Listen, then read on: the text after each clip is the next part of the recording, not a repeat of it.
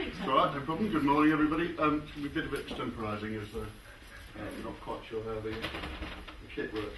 So what I'm going to do is just talk about how we do creativity. We're at business. We worked in mobile. We did the Page Talk scratch card, which we did okay on, but interesting for us is it's disruptive to the market. It used to be all post-paid, you had to have a good credit rating, etc. And prepaid was quite disruptive, and it added about 2/3 to the UK call volume. It suddenly allowed everyone to have a mobile, so that was very interesting for us. And we did Buzz, the music franchise, Sony's fastest selling original title in their history. But mostly by not making a game that for 15 to 25-year-olds, making a game for 18 to 80-year-olds. It's name that tune. It's not hard. As we made an easy game that many people could play, that was cheap to make, rather than a complicated game that was for a very small audience that's very hard to make. It seemed kind of to make sense, really.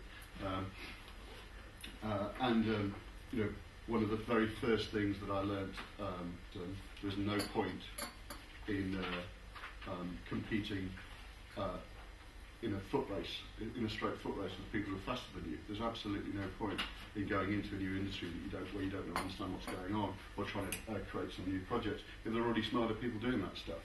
Rather than being in the foot race, you want to be the one firing the gun or handing out the trophy. And it seemed that a lot of what we do now is trying to figure out how to not just be in the straight foot race. So when we did the Buzz game, for example, it's like, well, if we just tell people we've got this idea for a quiz, they're going to go, yeah, okay, that's, you're going to grab some questions out of the database and throw them at the screen. That's not a lot of coding. Yeah, thanks, we don't need you anymore. So in fact, what we did was we turned up with a music license. We also invented a quiz that doesn't require any gaming skills. It's licensing music and writing quiz questions. So Sony didn't know how to make it, and therefore they didn't know that we didn't know how to make it either. Okay, but it was that simple act of making a game that nobody knew how to make. And let's see if we can get that. So, and we're just moving into TV now, as the ad revenues are shrinking. Andy Duncan, used to be head of Channel 4, said that the ad revenues is a shrinking ice floe, and just shoving the other penguins into the water is not going to solve the problem. And so basically the TV industry is trying to figure out how the hell to think differently about it. And some of that's about re-engineering the cost base and all that kind of businessy stuff, but some things about being creative and figuring out what else you can do with the stuff you produce. If you make a film, you shoot for 60 days and you finish up with 60 minutes. What happens to the other 59 days worth of stuff? What can you do with that? You must be able to do something more exotic and interesting with it. Okay, so we dot around different industries, mostly jumping into stuff we don't understand and using that either to our advantage or mitigating the disadvantage that brings. But the system that we came up with to figure out how the hell we make this work was called the Cool Curve. Anybody heard or seen the Cool Curve? No? Yes, sure, I know you have, yeah. Okay, well, that's useful. I think these are the right pens, so we've flip chart marker. That sounds suspiciously like what's used for paper, isn't it? Okay, so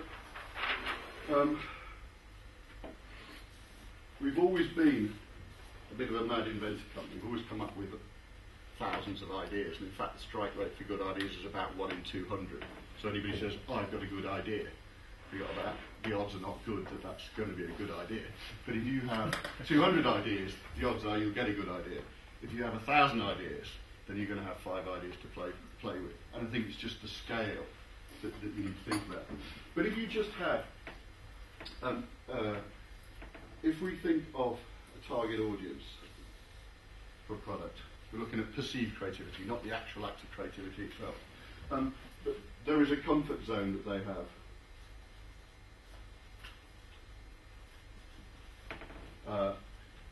Where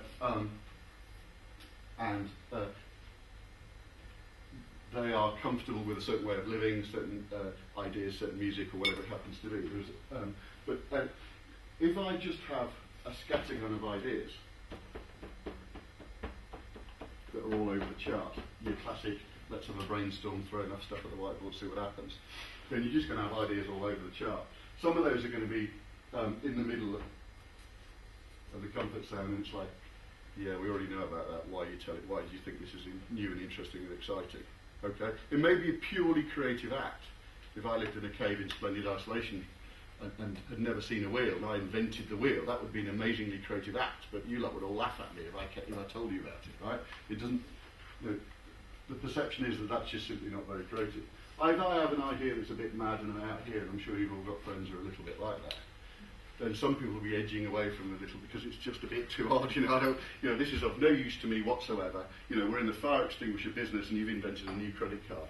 Why in the hell is that useful to me? It's just completely irrelevant. But what there is around the little halo, which we call cool curve. And if you are able to have ideas that fall within that, then the odds of success are massively improved. Okay? Because what happens here is that it's interesting enough to be seen as cool, but it's not too far out to be scary. Okay? It's on the edge of people's comfort zone. So it's like, it makes you think differently about the product.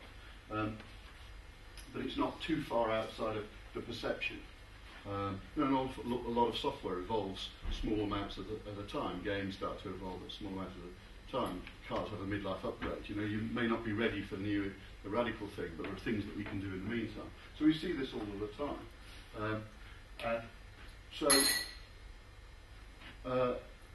What we figured out was, okay, well, why don't we, when we have this scattergun of ideas, why don't we start focusing quite quickly on the cool curve and actually look at what our audience wants. So we're not throwing away the principle of creativity,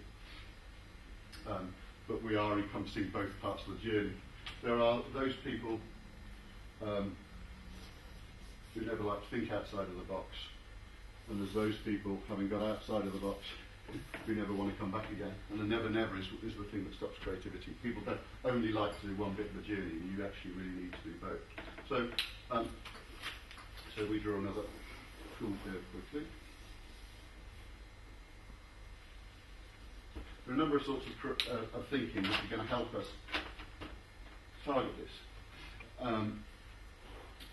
The first one is that if we are ourselves able to think just that little bit ahead of the curve, surely you heard that expression all of the time, that within our own comfort zone we're going to be constantly coming up with stuff that suits our audience. It falls bang in the middle of the and there are plenty of artists, designers, musicians that each season, each new wave of music, whatever it is, are able to constantly reinvent themselves so as the audience moves forward can take their audience with them.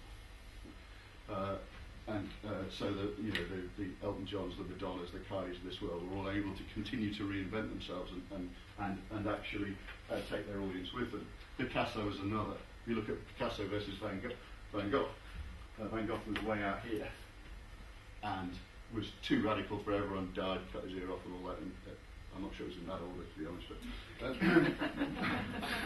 okay, but what he did is a series of painters were so influenced by what he did that they took their audience with them, and eventually his painting was recognised to be fantastic and was the most famous painting in the world, the Sunflowers. Right? So it wasn't wrong, he just was unable to take his audience with him. But Picasso, through his various periods, was constantly able to be on the edge of commercial success. Okay, he's perfectly capable of thinking in a far bigger way.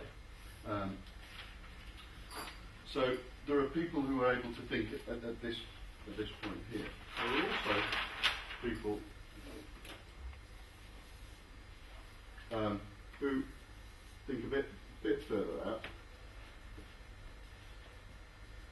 and sometimes they're absolutely bang on, and sometimes you're not going out the stretch like that. It's a bit too far out, but even so, they're still likely to have a reasonable amount of success. There are also people who are less creative but more organised.